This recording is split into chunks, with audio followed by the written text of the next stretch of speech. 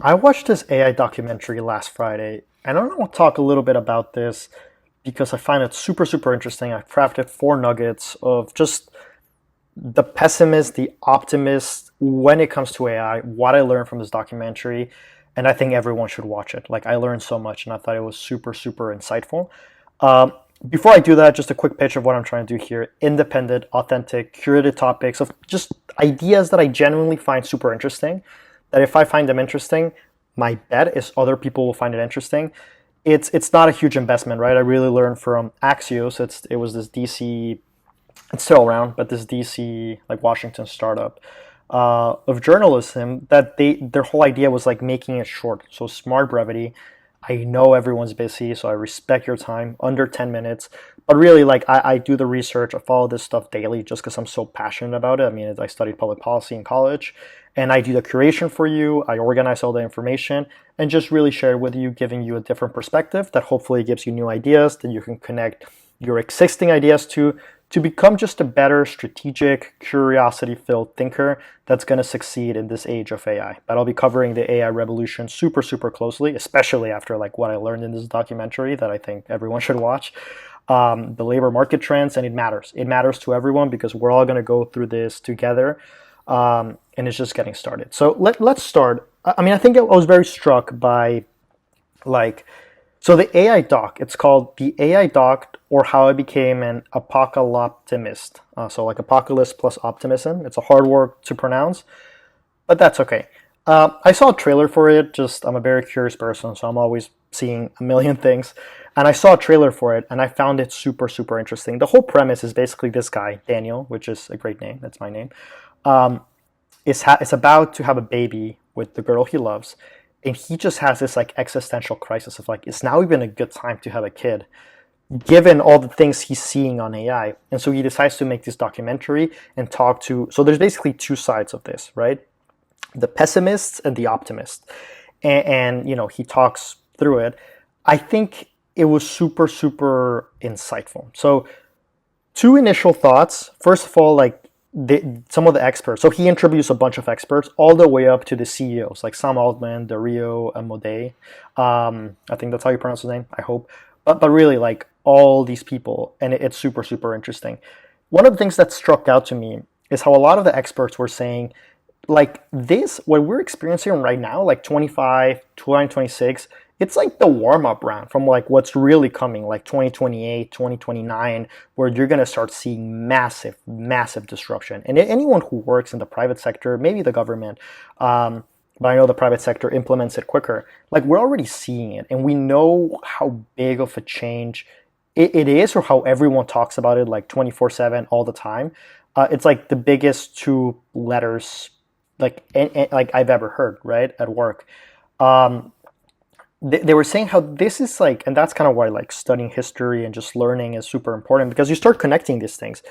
That this is not even like the industrial revolution. I mean, yes, it's like it's at a bare minimum, it's like the industrial revolution, but potentially, if the impacts are there of what this technology can do, it can be more like the invention of fire that like thrusted us out, leaped us out of the Stone Age into the Bronze Age, and created civilizations like the Olmecs and Crete and Nubia and all these things, right? So this is big. And why it's so big is because it's fundamentally different, right? I mean, it's like if the internet was like riding a bicycle, this is like, you know, a rocket that shoots by itself and goes up to the moon. Like it's huge, it's humongous. And it's fundamentally different because it is faster than us. Like the brain, it's intelligence, right? So the brain is limited by certain capabilities, right? Of just how fast the neurons fire and everything. And this technology, it can go so fast, and it can consume more data than any human can possibly consume in a lifetime. It can consume anything. And it's possible because IQ, and again, I'll make this note a little bit later down the video, IQ doesn't equal a good leader, doesn't equal full breadth of what it means to be human. But pure IQ, it's basically pattern recognition. And AI can do pattern recognition at a massive, massive scale. So let's talk about the pessimist, right? So like we talked, there's two groups. Let's start by talking about the pessimist. which basically, like they say, their whole thing is like existential dread is rational, and we should be very, very concerned about this. Uh, a lot of different things like they talked on, like this group. There was an example of AI rewriting its own code to basically avoid being shut down, right? They did a test in which an AI kind of like they fed him information that one of its like makers was having an affair, and without being like told, without being prompted, it actually used that affair to blackmail the engineer. Like, so there's those concerns of it like being nefarious, basically. It is scary because like it's such a unique time in history in that humans for the first time, like we may not be the smartest entities in this planet. I mean, that's debatable, right? But like that's the potential of this. And it can be like the case that the artificial intelligence, it looks at us the way we look at ants. We don't hate ants, right? Like ants are outside, we don't hate ants. But if there's an anthill and we want to build a highway to get to other people, well, that sucks for the ants, right? And so there's a fear that AI starts seeing us as like ants and it starts getting too smart. Geopolitically, so that's like my bread and butter. You know, I studied public policy, I focused on foreign policy, I find it so interesting. Taiwan right now, guys, like, oh my God. I mean, it's like set up perfectly to be like a potential trigger of World War III. Like, if you think what's happening in Iran is bad, and it's like absolutely like, it's really, really disruptive, and like, I paid like $30 for gasoline, but like, I'm telling you guys, a war with China is like that times 100. And what could, I hope not. I don't want this to happen, but I'm just saying, like, be aware. Like, Taiwan is where like the chips, a lot of these chips that are being powered, that powers the AI revolution, it's in Taiwan, and China wants Taiwan. So I'm just saying, like, that could be a trigger, right? Like how like the World War II started in the Balkans, World War One started in the Balkans. World War III could potentially start in Taiwan, and because like the demand for AI is just there, and it's like a national security thing. And the other thing is like the regulation and the policy making of it, right? It's so dangerously behind. And it's kind of something that I'm like super thinking about it right now. It's like someone has to think through these things. And I want to be one of the people who come with the solutions, because like right now at the moment, like there's more regulation to make a literal sandwich, right? With like FDA and like the bread and whatever the heck, than like to make AI that's super influential. I will share a link of this really cool website that I found about just a really concerned parent that did this thing, and there's this whole analysis of like jobs that are going to be automated and jobs that are safe from AI, just to guide his college freshman son or daughter or whatever. But I'll share it in in like the description below, and you guys should look at it. But yeah, there's also the risk of like mass unemployment, and when you have a lot of young people with a loss of meaning, I mean that leads to revolution, and it's things like really existential thing, like who's going to pay the taxes, right? So like it's I mean the pessimists, their view is like this is existential, like this is a huge risk. There's the risk with like democracy. So there was this example in Slovakia that they were sharing like fake conversations of the candidate, and he ended up losing, and the Russia-backed candidate ended up winning because of like AI disinformation. That sounded so realistic that people started to spread it. So it can influence elections. You can start seeing things like in the 1900s when like unions started rising, led to a lot of like Democrat administrations. But you can maybe start seeing like a rise in unionizing and just like this mass like panic against workers. And for the first time, it's like white collar workers. So that's a pessimist, and it's like super grim. And like in the movie, and I'm sorry guys, like I try to keep this under 10 minutes, but I just like for this topic, I can't, right? I'll try to keep it under 15, might be less than 20. C'est la vie. It is what it is. But I want to just give you guys good information, and hopefully it's interesting, and hopefully like you guys are enjoying it, because I do think about this a lot, and I'm happy to share it, right?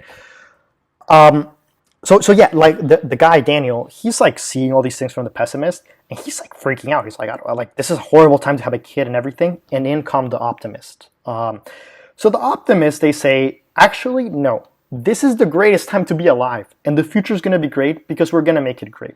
AI can solve climate change. It can solve pandemics, water scarcity, cancer, diseases, right? A true post-scarcity world. This whole like, you guys can research it. It's like the techno-optimism movement. And by the way, it's like a huge political opportunity. Like if I was running for office, I would run on this like abundance campaign.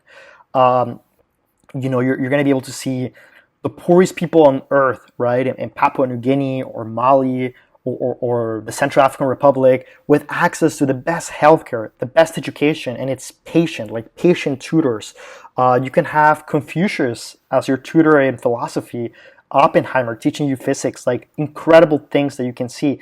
It can liberate it, like it can lead to like the best case scenario and what I want to work at, and what I think we should all work as, to make the 2030s a renaissance, because it's no secret that the 2020s, it's been a bit of a rocky ride, guys, right? Like it's been a bit of a rocky ride.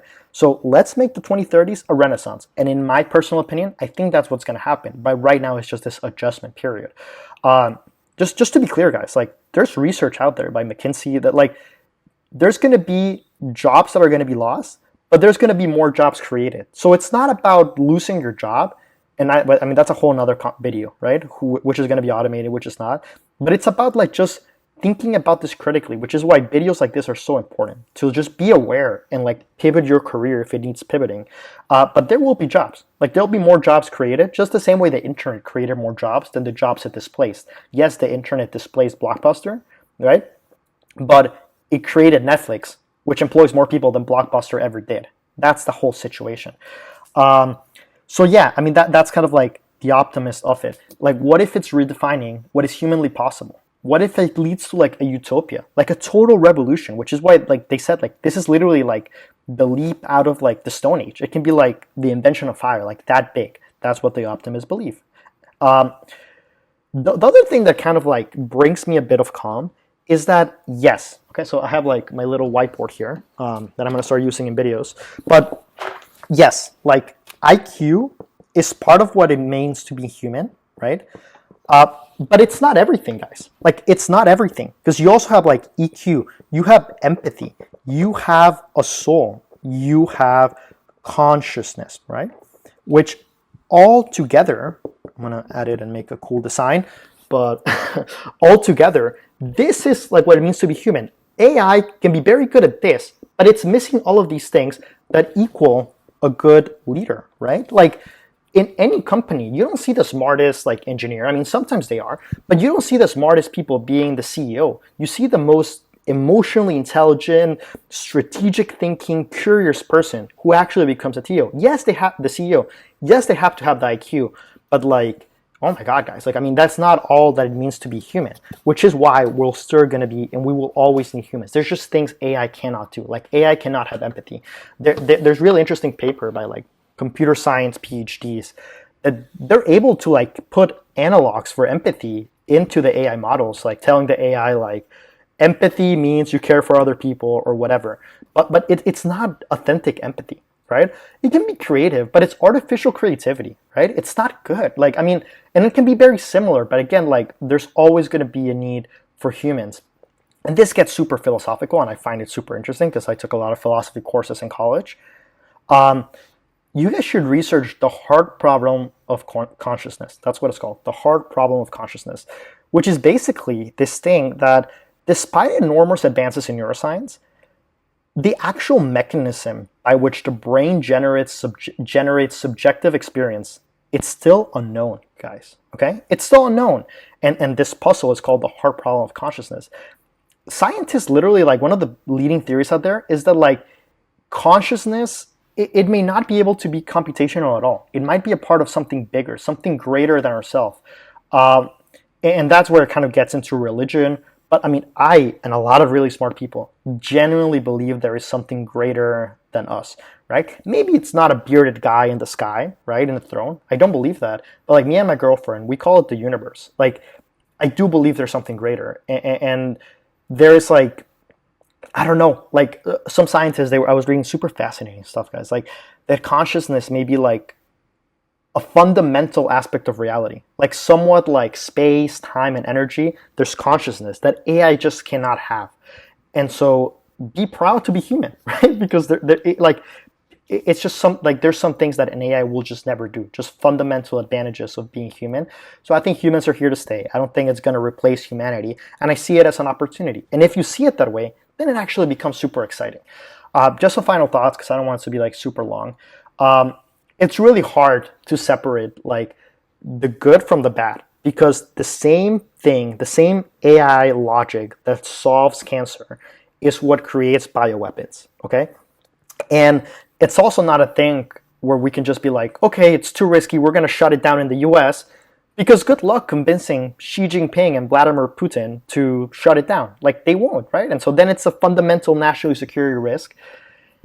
So that's kind of thing. Like, there needs to be regulation. There needs to be, right? Like, government's so behind on this. Like, in my opinion, there needs to be a Department of AI, or maybe you can call it whatever you want to call it. But like, there needs to be like, Department of Labor, Department of AI, like yesterday. And it doesn't have to be a mass bureaucracy, but like get 50 people with like government backing and authority to regulate this shit. Like, I mean, it's just like there needs to be like, maybe it's things like investing in incentives for early retirement or the Trump account, so that there's like that, like people are able to profit from the gainings of these companies.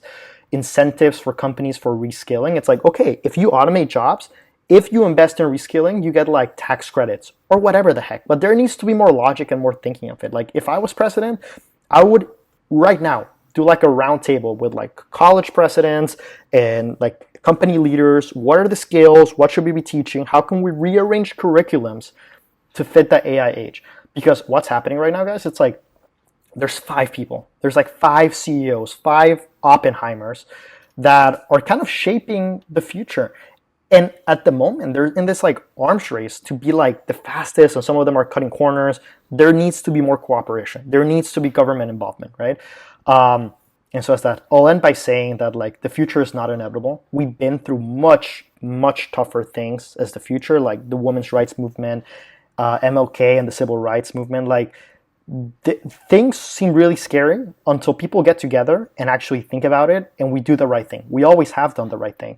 And that's why, like, guys, learn from history, right? Like, after 2008, which was like super, super tough, like talk to any of your parents or like anyone who went to 2008, which was like mass layoffs, super scary time, much, much worse than today, guys. Much, much worse than today. And after that, we have like the 2010s, like golden age, because whether you're Republican or Democrat, like the Obama years and Trump 1.0 was very good economically. Very, very good. And also, guys, like after COVID, really tough times during 2020, 2022, 2023, really good times. Like people were getting hired like crazy. People were getting salary increase. So I think it's all going to work out, but it is important to think about it and to get information. So keep subscribing, keep watching. I'll keep this conversation. Watch the film. I highly recommend it. And I'll end by saying, like, when I was in middle school, and it's still to this day guilty, I like the Marvel movies, and there is this like the Guardians of the Galaxy, and they said like, why do you even care about the galaxy? And Star-Lord says like, because I'm one of the idiots who lives in it. So I care about this because I live in this world, and again, this affects like everyone. It affects your siblings who are in college. It affects your coworkers. It affects everyone. So we really got to be like very thoughtful. And again, like if you guys have any ideas, like reach out to me, and I mean, like we should have maybe like I mean, right now my channel is still small, but like my goal with this is like, because I really believe in this and what I'm doing here, to like maybe do like a conversation, like to talk about these topics, to like share ideas, because there just needs to be so much thought about this, and we need smart people, like policy people, to just think about how we're gonna make this and be able like. The idea of being in this like 23rd Renaissance, right? It's like so alluring. I want to be in that world, right? And so let's make it happen. But yeah, thank you guys for watching, and have a good rest of your day. Thank you.